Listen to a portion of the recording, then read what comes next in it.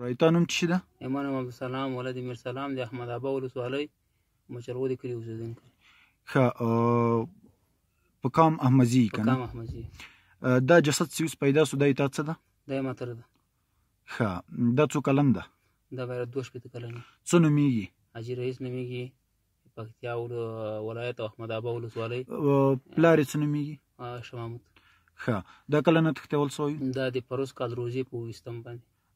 دا ورک سوي د چا له کور نه بیا ورک سوی؟ دا د ده خپل یو کور ده په ارزان قیامت کې، عبدالله نومیږي، هغه په دې کور کې و. عبدالله د کوم ځای ده؟ عبدالله چې ده د لغمان ده، لغمان او لغمان شینواری ده. ښه او د پلار نوم یې سیدالله ده. او چې کوم دا کس ده تښتولی و، ده راغوښتی و چې راسئ تا دا کورونه دي زه درته خرڅ کړم. صحیح.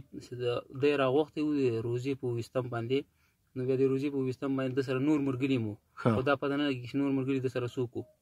بس ده دا جسد د عبدالله اوس بندي ده؟ عبدالله اوس بندي ده، د حکومت سره ده او اوسه پورې اقرار لا نه ده کړی یا ما دا کار کړی یا ښه یا بد. خو عبدالله خود یې عبدالله کړی دا کار.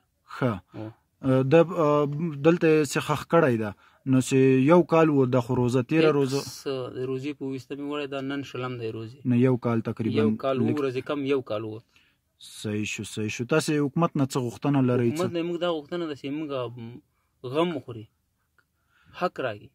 ښه نو امنیت او هغه دې کې اوضاع او جنایي ټول خبر دي؟ ټول خبر دي، امنیت خبر ده، جنایي خبر ده، ټول خبر ده. دا عبدالله په نامه کس ده، دا اوس چا سره بندي ده؟ اوس دلته په حوزه کې بندي ده، پولیسو سره. صحیح شو. امنیت سره نه، د پولیسو سره ده. پولیسو سره ده. زه بس الله دې تاسې کورنۍ ته د زړه صبر درکړي. بس انسانیت مهم ده، انسانیت په افغانستان کې مهم ده. او ډېر ظلم کړی. موږ د حکومت نه دا غوښتنه ده چې موږ حق راکړي. ظلم اخري حد ته رسېدلی په افغانستان کې.